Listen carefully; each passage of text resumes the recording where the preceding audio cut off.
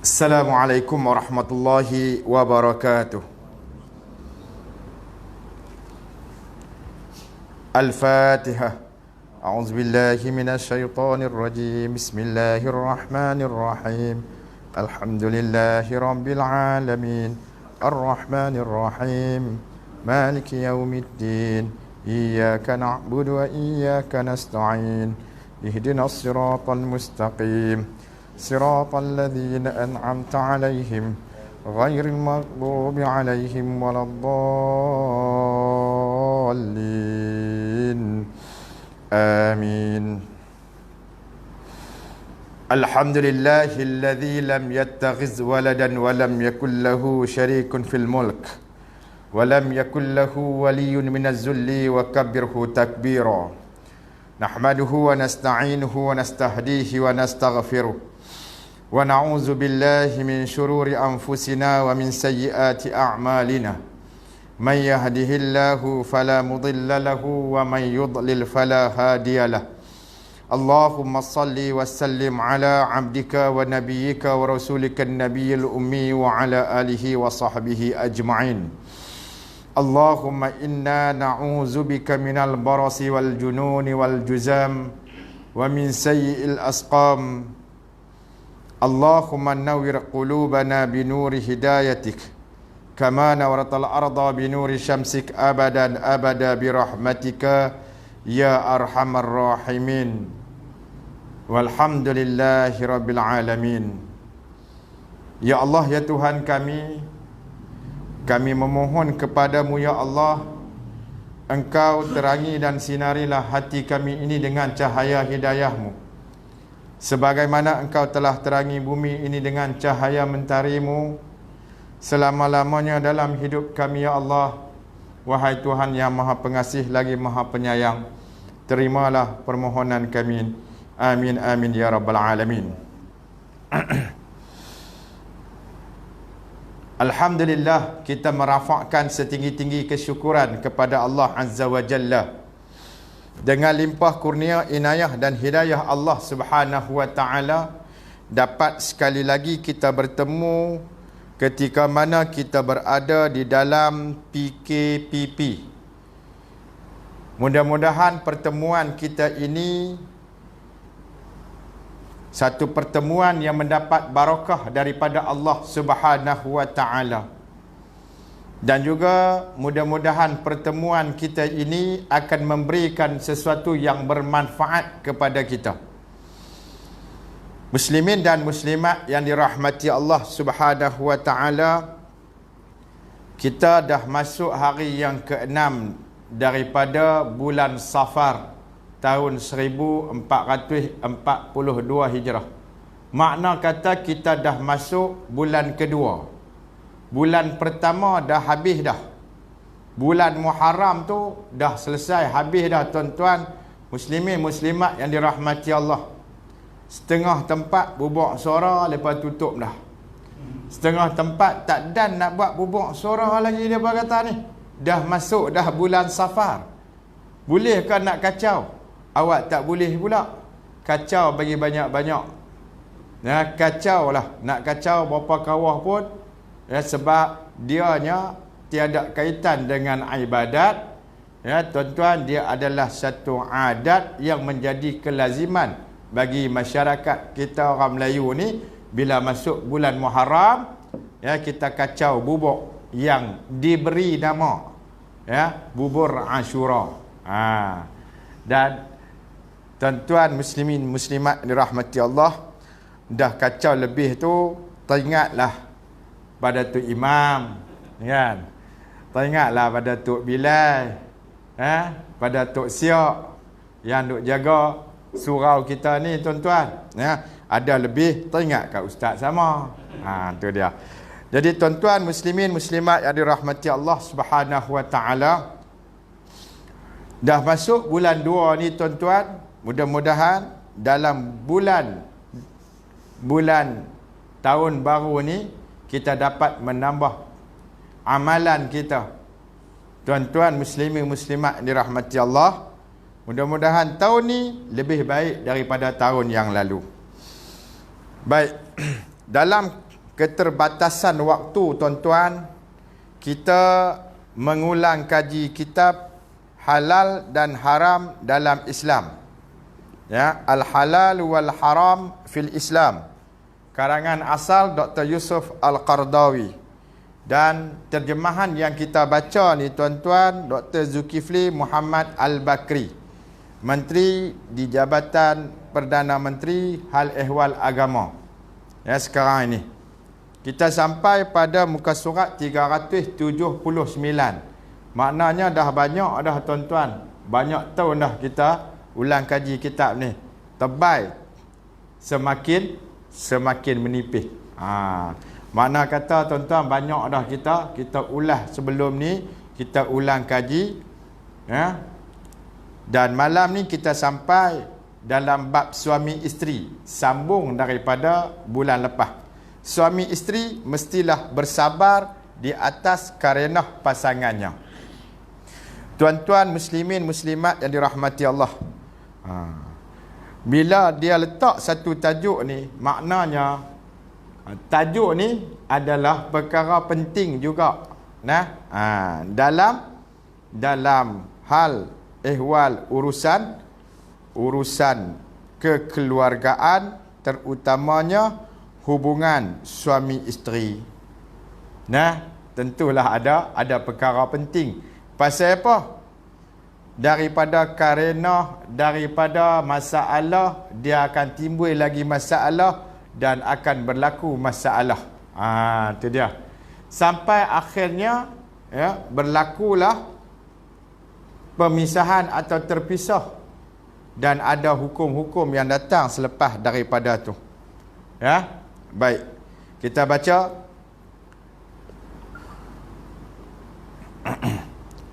Seorang suami mestilah bersabar terhadap karenah isterinya.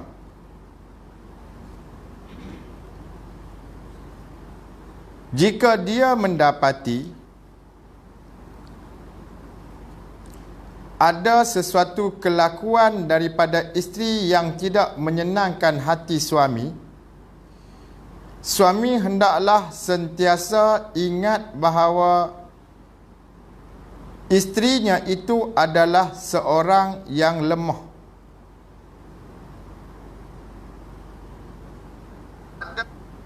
Kerana dia seorang perempuan.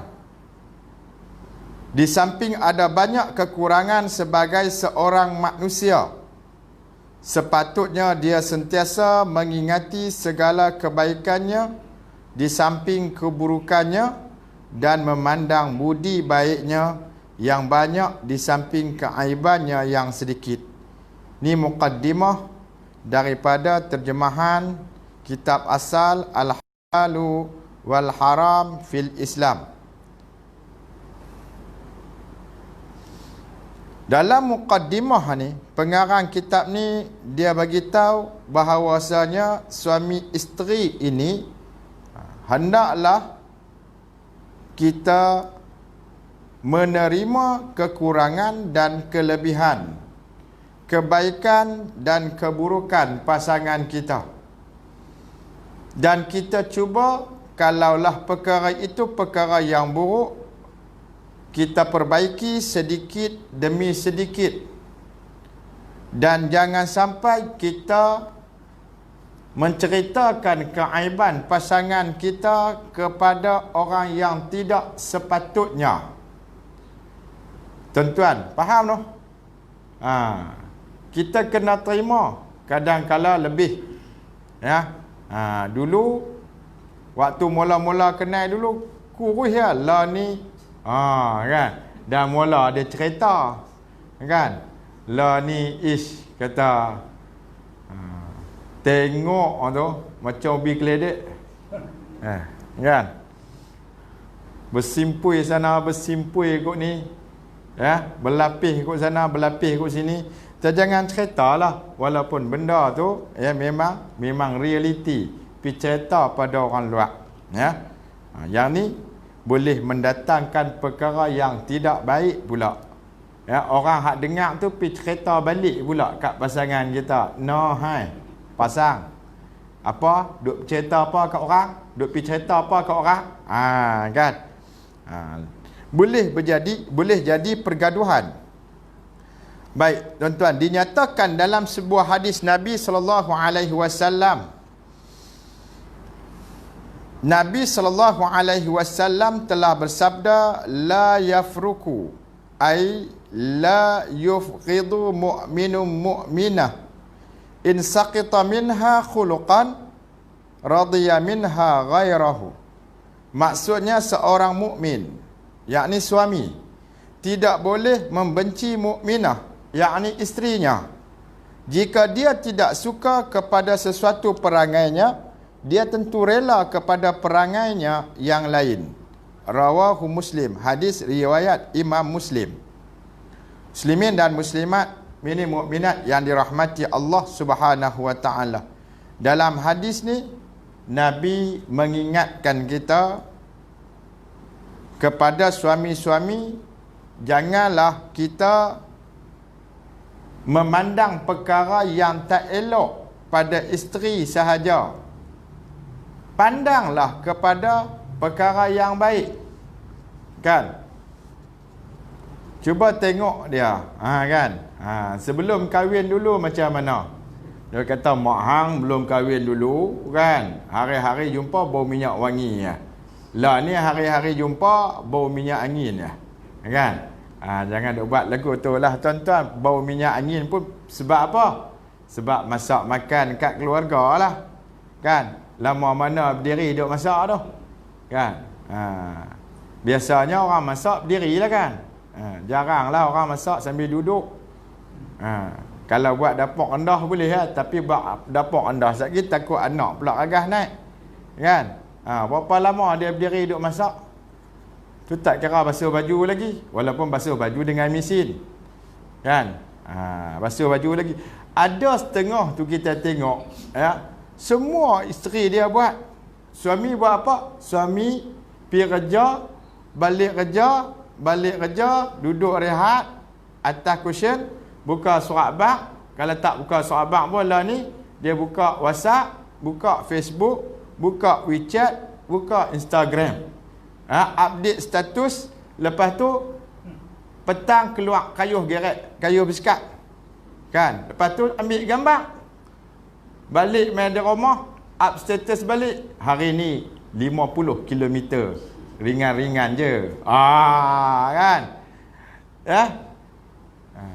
Mau tak slim badan dia. Ni orang rumah dia lah. Ya? Yang sapu sampah di rumah, basuh pinggan di rumah, cuci pinggan, basuh baju, sidai baju, kan? Lepas tu esok paginya bangun awal pada suami. Bangun tu awal pada suami. Pi gerak pula suami, gerak anak-anak, suruh mandi, mai tengok suami tidur pula lagi sekali.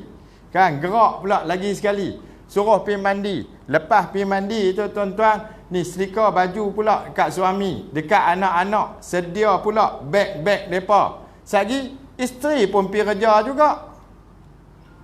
Isteri pun pi kerja juga tuan-tuan. Nah, bukan setakat pi kerja, anak-anak semua dia hantar. Hak hantar nursery pun dia. Abang pi hantar Ustaz. Kalau abang hantar dia bukan mau. Alasan. Hak tadika pun dia lagi. Kan?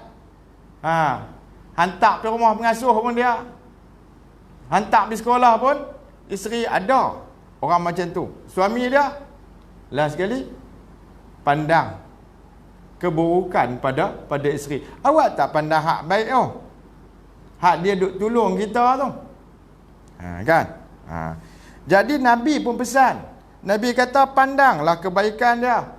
Nampak keburukan dia sikit, nampak keaiban dia sikit, nampak apa kelemahan dia sikit, duk pandang hak lemah tu lah. Mak hang ni kalau apa tengah hari ya aja duk lena, tak lena lagu mana?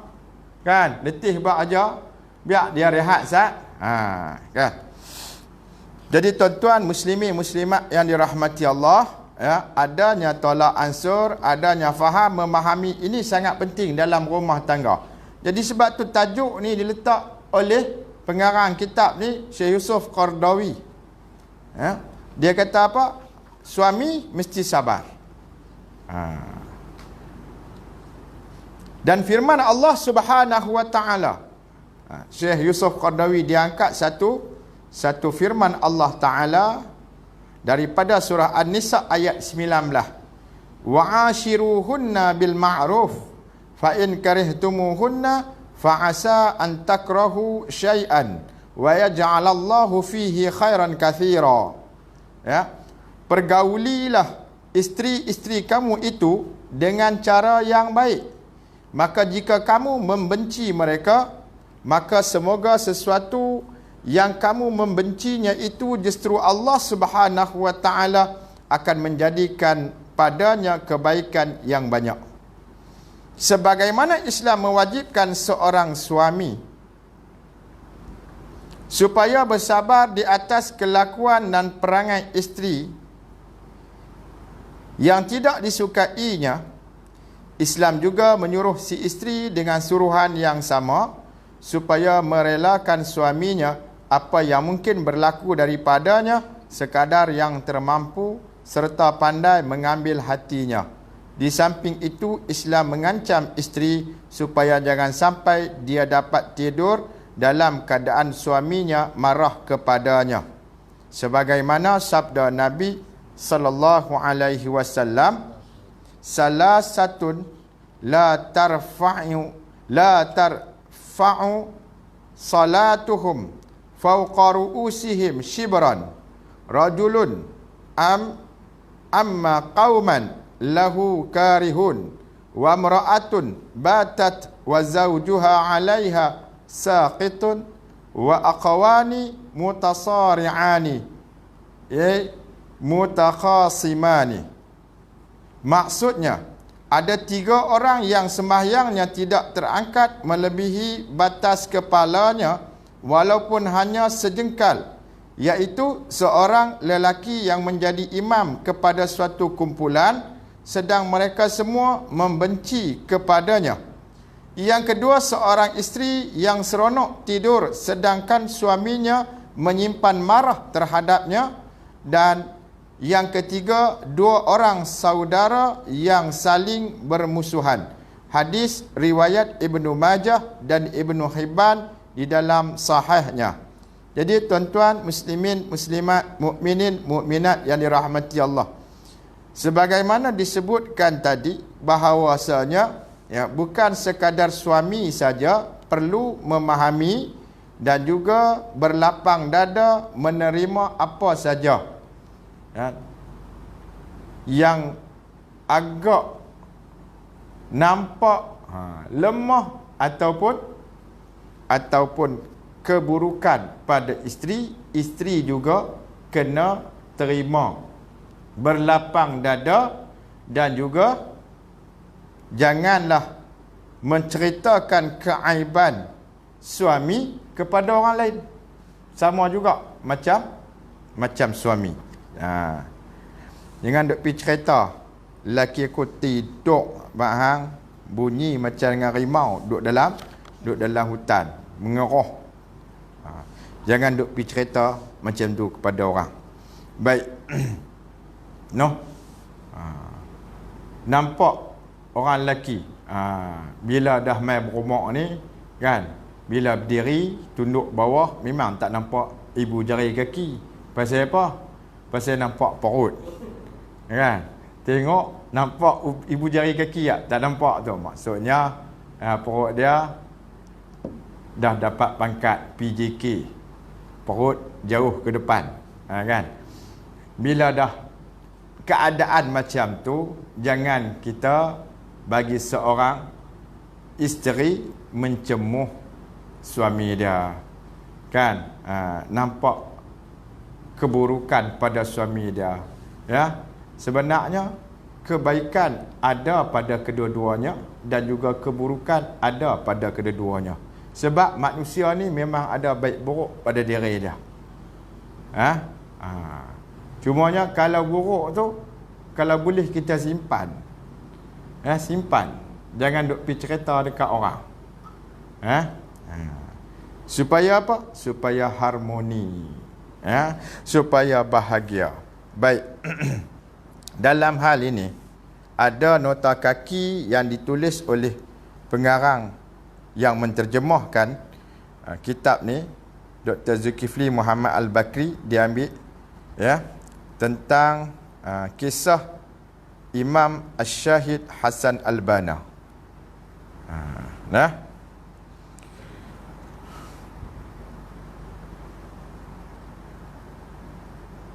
kisah Imam Asy-Syahid Hasan Al-Banna yang disebut di dalam kitab Tarbiyatul Aulad. Bagaimana suatu ketika pada bulan Ramadan, hampir menjelangnya hari raya. Kitab Tarbiyatul Aulad ni karangan Abdullah Nasir Alwan kan. Dalam kitab tu disebutkan satu kisah. Kisah siapa? Kisah Hasan Al-Banna. Asy-Syahid Hasan Al-Banna. Dia kata satu ketika pada bulan Ramadan hampir menjelang hari raya, Asy-Syahid Hasan Al-Banna mahu berkelana dalam menyampaikan misi dakwahnya di perkampungan yang jauh. Sedangkan anaknya Saiful Islam sedang sakit tenat. Lantas isterinya dengan rendah diri berkata, "Wahai suamiku, jika anda menangguhkan musafir semata-mata kerana anak sakit dan kita boleh menyambut hari raya bersama, alangkah baiknya." Maka dalam keadaan tegas, Hasan Al-Banna dengan penuh prinsip berkata, "Wahai isteriku, nyawa anak kita di tangannya, yakni di tangan Allah. Jika dia mengambilnya, saya reda dan datuknya kenal di mana kuburnya. Jika dia sembuh, maka kita ucapkan Alhamdulillah." Kata pengarang kitab Tarbiyatul Aulad, Syekh Abdullah Nasir Alwan, cukup dengan kisah ini menjadi bukti dan kebanggaan ummah, sekalipun tiada lagi kisah lain dalam sejarah Islam untuk menggambarkan betapa tingginya nilai dakwah yang wujud pada sanubari dan dhamir hati pejuang Islam seperti Hasan Al-Banna ini. Muwaqif yang sama dikemukakan oleh ramai tokoh, sama ada suami atau isteri, dalam menegakkan syiar agama Allah Subhanahu wa taala. Inilah yang sepatutnya dijulang berbanding dengan hanya berkongsi hidup dalam kemewahan harta benda sahaja. Apa yang dia nak bagi tahu dalam kisah Hasan Al-Banna ni? Dia nak bagi tahu apa? Dia nak bagi tahu bahawasanya adanya tolak ansur. Kalau isteri dia nak apa sesuatu daripada suami dia, janganlah dia diam. Dia bagi tahu. Habaq. Nah? Habaq. Dan suami ni dia kena, kalau nak jawab dengan baik supaya tidak melukakan hati isterinya. Kalau dia nak terima dengan baik. Mungkin kalau dia nak tolak pendapat daripada isteri dia, tolak dengan baik dan bagi alasan yang boleh diterima. Kita tengok di antara Hasan Al-Banna dan isteri dia. Isteri dia minta anak dia sedang sakit, ya. Saiful Islam, anak dia sedang sakit. Dia kata, kalaulah boleh tangguh sah. Kan? Jadi Hasan Al-Banna ni, kecintaan dia kepada dakwah melebihi daripada lainnya. Ya? Dan tawakal dia tinggi. Tak macam kita kan. Kita lagu mana? Tiap-tiap malam tak ada ni, ayah pergi mana? Pergi dengar ceramah. Tiap-tiap malam ceramah ke? Tiap-tiap malam kuliah ke? Kan? Tu dia tinggi suara. Kalau kita tinggi juga, hang tahu tak? Dia jadi lagi panas kan? Kita sengak macam. Sengak ya. Dosa jawab lah pasal yang tu. Memang dah tahu dah. Takkan tak dengar daripada surau ni. Kan? Takkan tak dengar daripada surau ni. Oh, ada kuliah malam ni. Takkan tak tengok live lah. Boleh tengok live, Tok Sofi lah. Kan? Selalunya aku tu boleh tengok live, tak payah pi lah. Kalau main ni, lain. Pasal apa? Dalam kitab Ihya Ulumuddin Al-Imam Al-Ghazali, dia angkat satu hadis Nabi SAW, ya, Rasulullah menyebutkan innal malaikata la yad'u ajnihataha li talibil ilmi ridaan bima yasna'. Sesungguhnya malaikat Allah, dia akan kembangkan sayap dia akan depa sayap dia menaungi penuntut ilmu. Ridaan bima yasna', dia redha, dia suka. Jadi dia nak memberikan rahmat, menaungi orang yang menuntut ilmu, yang hadir duduk dalam majlis ilmu. Sebab tu beza kita belajar melalui handphone, melalui media sosial dengan kita mai duduk ni. Barakah dia mai duduk dalam majlis ilmu ni lebih. Nampak tak? Tuan-tuan muslimin muslimat, mukminin mukminat yang dirahmati Allah. Nah, jadi antara suami isteri kena ada komunikasi. Kan? Kena ada komunikasi, jangan sampai tak ada komunikasi langsung. Dan kena ada pertimbangan dalam kita berbicara. Jangan tinggi suara, tengok tempat orang ramai pula penuh. Kita tengok tuan-tuan, di mana? Di pejabat pendaftaran, tempat buat IC kan. Kita pun nak beratok pasal dapat nombor. Tengok Tok Wan ni bawa tungkat satu. Kemudian isteri dia ikutlah, tak ada siapa, lepas dorang aja. Bila kan? Bila dah naik nombor, dia tanya bini dia, nak nombor apa? Nombor apa? Amboi tanya. Tak padang dengan bertungkat tu. Bini dia sihat ni tak bertungkat. Bini dia kata, lagi 2 lagi. Lepas tu naik nombor lagi. Dia tanya lagi, naik. Tanya. Tak lagi satgi lah. Senyum tok ni. Allah, kita tengok kalau aku katok dah kepala orang tua ni. Kan? Tanya kuat-kuat pasal apa kan? Mungkin dah perangai dia lagu tu, nama mana nak tahu kan? Kok dulu jadi warden penjara ke? Kok jadi guru disiplin di sekolah ke? Nak tahu jadi cerkah kan? Bila dah naik dah nombor, tu naik dah. Tunggu apa lagi? Awak tunggu apa lagi? Macam dia jalan dulu. Dia pun nak bangkit. Bini dia kena papa angkat. Tunggu apa lagi? Api kah? Nak pi kena angkat dia pasal dia nak buat pasport, nak kena tampri ni kan. Bila sampai tu, mana borang tadi mana? Amboi tanya elok awak tak boleh ke? Kan? Tanya elok tak boleh ke? Ni orang ni ramai. Tempat buat IC ramai tak? Ramai orang. Tapi tengok tu ya Allah, kita tengok muka dia senyum je. Ya ada. Ni kita hak tengok tu kita pula rasa tenang. Patut pasangan tu jadi elok. Kalau tu pula ni ambil kan? Keringat tengok orang ramai tak malu ke orang, pasang apa jadi? Ambil tungkat tu ketok kepala Tok Wan tu, nah ambil pada muka. Tak kan? Tapi kita tengok masya-Allah tabarakallah. Ada satu cerita lagi. Ya, laki bini ni tak pernah kata bersembang pasal ada masalah apa tak. Kan? Tak pernah bercakap. Ya. Tapi anak ramai. Ya. Tapi tak pernah bercakap. Ya. Nak apa-apa laki dia tulis atas. Lagu sampai lagu tu. Kan? Tiba-tiba esok tu, ya, suami dia nak kena pi naik kapal terbang pi belah Sabah Sarawak sana.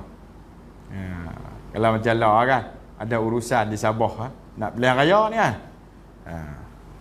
Jadi esok kapal terbang awal.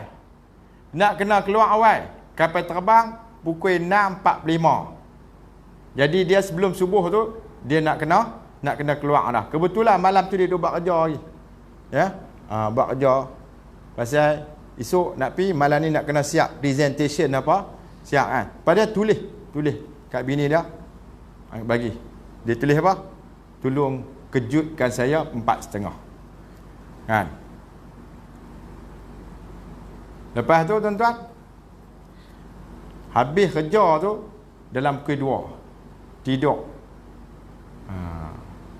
Jaga pagi esok, dia jaga pukul 6.30. Kawan suruh gerak pukul 4.30, 6.30 dah baru dia tersedak, dia terjaga. Kan? Lepas tu dia keluar dia marah kat bini dia. Tu baru keluar suara. Semalam dah. Awak tak gerak saya. Bini dia kata gerak cuba pergi tengok atas katil. Pipi tengok atas katil, tengok dia tulis abang bangun. Bagi tak itu. Abang bangun, tulis kertas. Pasal apa? Pasal tak pernah bercakap. Pakai tulis atas kertas, tengok penuh kertas tu dia. Kan, jangan buat macam tu tuan-tuan. Sebab tu kena ada toleransi. Kena ada orang kata apa? Saling faham, memahami. Jangan sampai macam tu.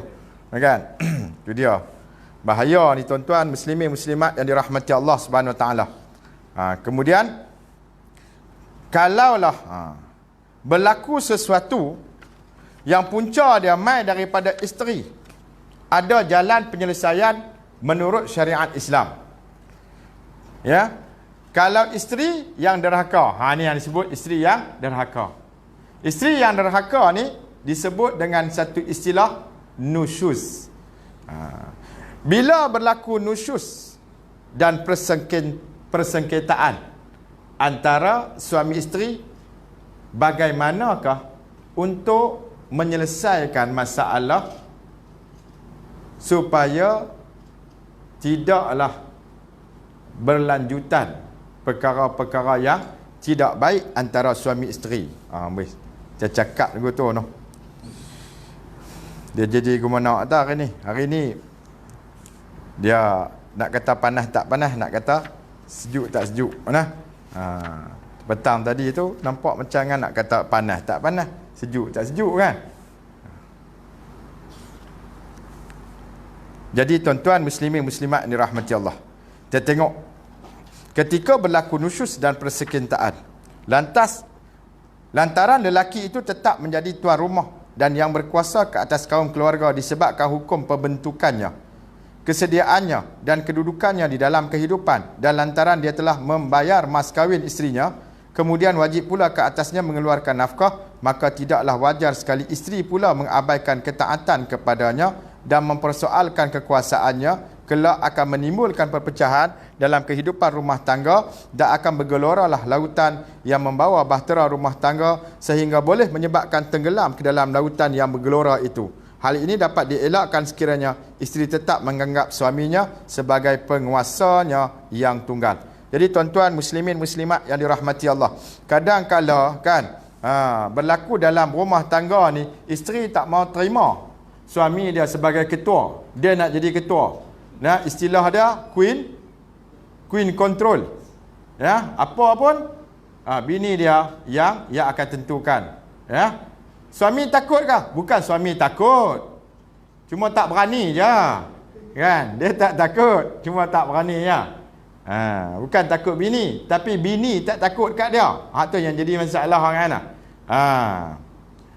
Bila sembang ni, jurulatih silat.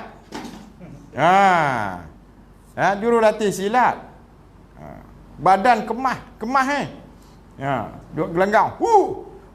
Dengan mata kan, dengan sorak. Anak murid ni semua takut. Tiba-tiba handphone bunyi. Angkat-angkat dandam berubah daripada orang tadi. Ni apa ni? Angkat. Hello. Dia dandan jadi lembut tu. Anak murid pun heran. Tadi bukan main. Sebab apa? Pantang undur. Kecuali bini call. Bini call ya habis. Kan? Undur selalu. Keluar pada gelanggang kan. Mana ada ni, mana? Sakna. Nak beli ya ni. Ya, apa ni? Sikit je latihan nak habis ni. 8.30 habis lah. 8.30 habis ya. Kan? Loh ni orang lapak tu dengar tu. Tu dah. Tu kena marah dengan bini dah lah. Tu jurulatih silat. Kan main. Kan? Nampak kemas. Tapi takut. Bukan takut. Kita kata. Kita bimbang takut depa tu pula. Kan? Depa tu pula nanti macam-macam jadi merajuk lah apalah kan. Hak tu lah. Allahu Akbar. Tuan-tuan muslimin muslimat, mukminin mukminat yang dirahmati Allah Subhanahu Wa Taala. Baik. Jadi orang perempuan ada juga yang bagus. Kan? Bagus. Kita tengok Allahu Akbar, masya-Allah, tabarakallah. Ya. Dengan antara suami isteri ni sama ada dalam bidang dakwah agama, jihad, ya. Adanya tolak ansur. Payah juga tuan-tuan. Tak percaya tuan-tuan kan? Jadi EJK surau sudahlah.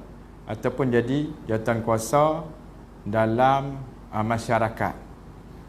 Abang kata malam ni mesyuarat. Mesyuarat apa semalam? Mesyuarat surau. Malam ni mesyuarat apa lagi? Jiki beliau kan. Tabak malam ni pula ada mesyuarat apa rukun tetangga. Rukun tetangga punya tangkuasa juga. Dia habis tak ada siapa. Dia pun bagi biro dakwah. Duk pergi ambil buat apa? Kan? Taklah, kita tugas siapa lagi kalau bukan ustaz? Bukan aku. Cerita ni bukan aku lah, orang lain. Kan? Ya.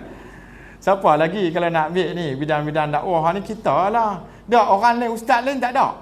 Awak dalam taman kita ni, contohlah, ya apa kata ni pula. Dalam taman kita ni tak ada ustaz lain ke? Ustaz ni ada seorang ke? Kan? Contoh tuan-tuan kan? Payah. Tapi kalau lah yang dia faham, abang kata malam ni ada mesyuarat surau. Esok ada mesyuarat apa rukun tetangga, mesyuarat kebajikan, khairat kematian di taman. Faham kan? Dia faham. Banyak benda kita nak buat kan? Kita tak apalah kan? Kalau nak balik lambat, nak balik pukul berapa, kalau kata boleh balik awal, baliklah kan? Sekali-sekala kan? Tuan-tuan, nak tambah pi kuliah ceramah. Ni bukan ni pengalaman tengok orang. Ustaz lain kan? Ya. Tengok kata-kata kuliah dia jauh-jauh. Kata tak usah jauh lah. Kalau daripada Padang Serai ni pi ke seberang Perai Selatan, belah Libun Tebal sana, agak-agak nak balik sampai di rumah pukul berapa. Kalau lah habis-habis kuliah tu, tuan kuasa kata jom. Tambah kawan pula. Tuan kuasa. Weh, dah duk main sebulan sekali ya pun. Jomlah kita pergi Pak Mat Western tu. Kan? Aku dah tempah dah. Dia dah tempah siap-siap dah. Takkan tak pi? Pi takkan duduk saja. Aku nak makan-makan, aku nak balik ni. Takut bini ke dia kata? Lagu mana? Tak, aku kan takut bini. Cuma bini aku tak takut aku. Makan, sembang, agak-agak sembang tu 5 minit. Wah, sembang kan? Cerita macam-macam ya, daripada cerita hak zaman kita berkawan dulu waktu sekolah kan. Tanya, weh, hantar tak awak ya? Mizi yang kenal Mizi mana? Alah, kita panggil dia Balok dulu. Awak ya? Hantar dia masuk hospital baru ni, kanser. Cerita pula kawan tu, cerita dia ni dulu cerita ni main takraw main cukup hebat dia killer kan. Killer betul ya. Masa tu hang hang team dengan dia, aku team dengan dia, kami dapat piala. Tapi aku tak nak tengok hang main, aku simpanan. Tapi dapat piala agak, juara kan. Sampai orang tu aku terkejut tengok hang ni bila masa sepak bola takraw tapi jadi juara takraw kan. Tak ada orang dah. Cerita habis agak-agak sampai ke berapa? Habis kuliah tadi ya, dengan sembahyang Isya ke 9 ya, nak bergerak pergi situ sampai sana 9.20 ya, sembang pergi sembang mai pukul 11. Pukul 11 tolak balik sampai di rumah agak-agak pukul berapa? Pukul 12 kan. Pukul 12 tuan-tuan muslimin muslimat dirahmati Allah. Ya, kalau isteri yang faham, dia faham, dia tahu, bukan saja-saja kan. Sebab tu nak menggembirakan, kadang-kadang berilah sesuatu penghargaan di atas pengorbanan dia. Kurang-kurang pulut dakap kan. Pulut dakap bukan ditunjuk tuan tu dah lah, pulut dakap kan. Jadi tuan-tuan muslimin muslimat dirahmati Allah. Itulah keadaannya. Apabila suami melihat pada isterinya ada tanda-tanda nusyus, iaitu enggan mentaatinya dan cuba melanggar perintahnya serta gemar mengangkat dirinya, maka seboleh-bolehnya hendaklah dia membetulkannya dengan cara yang baik sekadar yang termampu, memulakan dengan bicara yang baik, nasihat dan ingatan berkesan, dan membimbingnya secara bijaksana. Sekiranya cara begini tidak berkesan, suami boleh memisahkan diri daripada tempat tidurnya sebagai satu usaha untuk membangkitkan naluri kewanitaannya. Semoga dia akan terbimbing dan kembali membetulkan kejernihan hati dan fikirannya. Jadi tuan-tuan muslimin muslimat dirahmati Allah, dalam Islam, dalam syariat, ada cara macam mana untuk mendidik isteri yang enggan mentaati suaminya. Kalau dalam hal maksiat tak boleh taat. Kalau hal yang berkaitan dengan syariat, satu suruhan perintah yang perkara itu adalah perkara syariat, maka dia kena taat. Kan? Faham tak? Baik. Kalau benda maksiat tak boleh. Kalau suami kata saya nak saya nak ayang buka tudung, free hair, suami suruh, kan? Sedangkan isteri tahu perkara itu adalah perkara yang haram, boleh tak dia taat? Tak perlu dia taat. Nah, kalau dia tak taat, berdosa tak? Dia anggap nusyus tak? Jawapannya tidak. Sebab apa? Sebab perkara tersebut adalah perkara yang bertentangan dengan syariat. Jadi perkara yang bertentangan dengan syariat tak perlu taat. Hanya perkara yang diperintahkan dalam syariat Islam. Nah, isteri dia free hair, dia suruh isteri dia pakai tudung, tutup aurat, ya. Tengok isteri dia masuk pakai tudung sungguh. Orang pakai tudung kepala, dia pakai tudung saji. Tu pening juga kan. Kena bagi tahu elok-elok kan. Kadang-kadang dia buat loyak buruk. Law ni bukan orang kata apa? Bukan boleh kita nak kira. Kita tengok dalam media sosial pun kadang-kadang orang perempuan kan, mulut dia kan, bukan setakat laser Power Rangers punya mulut kan. Dia kata tu sedap-sedap Jadi tuan-tuan muslimin muslimat yang dirahmati Allah, kita akan sambung pasal masa kita tak panjang, tak lama, berkaitan dengan isteri yang nusyus ini pada pertemuan kita yang akan datang insya-Allah.